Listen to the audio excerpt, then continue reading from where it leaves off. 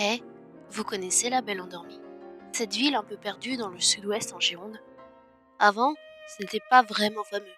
Elle était aussi brûlée que perdue. Tout n'était pas rose là-dedans. Mais aujourd'hui, même ce qui est détruit est reconstruit. Même ce qui semble bizarre est totalement assumé. C'est comme ce bâtiment à l'angle d'une grande rue qui appartenait à une prostituée de luxe. Ça me fait toujours rire les jours où j'y passe. Tout est changement, mouvant, modification dans cette ville. Elle évolue plus vite que ses monuments. T'as même un pont qui a plus le droit d'être utilisé par les usagers à cause de son enfoncement constant. Même si les mouettes et les gens en profitent, il n'y en a plus pour très longtemps. Il y a plein d'œuvres bizarres comme cette flaque géante créée artificiellement pour refléter la place, mais qui n'avaient pas pensé que beaucoup de gens marcheraient dessus et qui se casseraient de nombreuses fois. Tout le nouveau port pour piétons est bouleversement.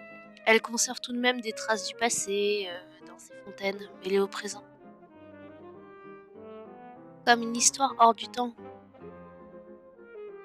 comme des statues qui dansent célébrant aussi leur dieu.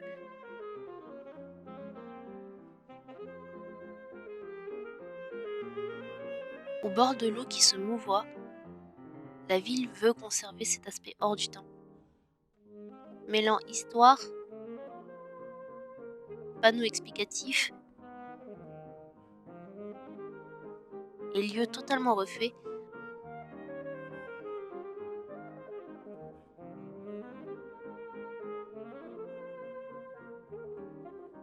ou réutilisés à des fins plus actuelles.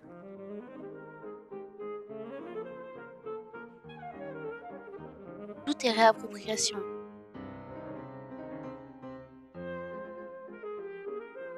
mais revenons aux habitants. Par exemple, cette rue que je surnomme aujourd'hui la rue des Restos, alors qu'avant, on m'avait toujours expliqué que c'était la rue des prostituées.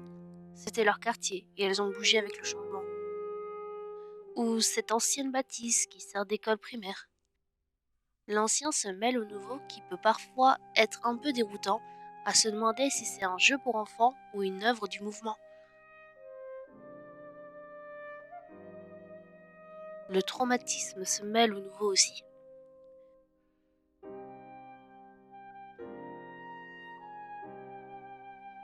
Mais les habitants jouent dessus. Un cadre dans la rue, une sculpture à même le mur, un vrai fil rouge pour des joggeurs, comme pour leur indiquer un chemin praticable dans cette ville aux mille mouvements, au grouillement incessant.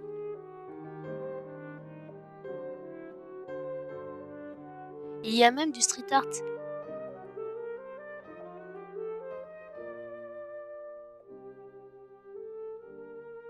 Il décore autant la ville que ses vieilles murailles, ses pierres blanches et son envie de faire du nouveau avec de l'ancien.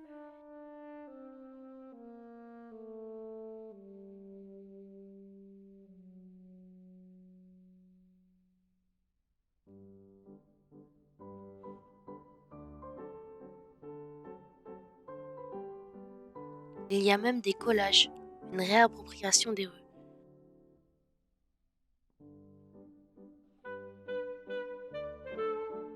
Tout bouge dans une société, ses bâtiments comme ses revendications.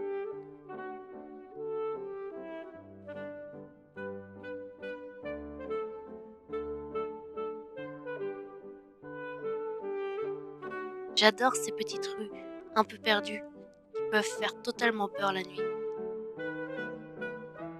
Elles sont parfois sales et étroites, parfois ce sont des impasses avec des maisons et des travaux. Parfois, il y a de grands bâtiments qui nous rappellent un quartier.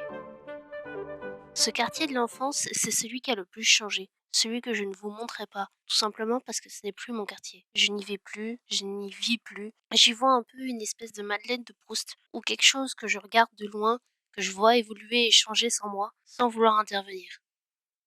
Bref, bienvenue à Bordeaux.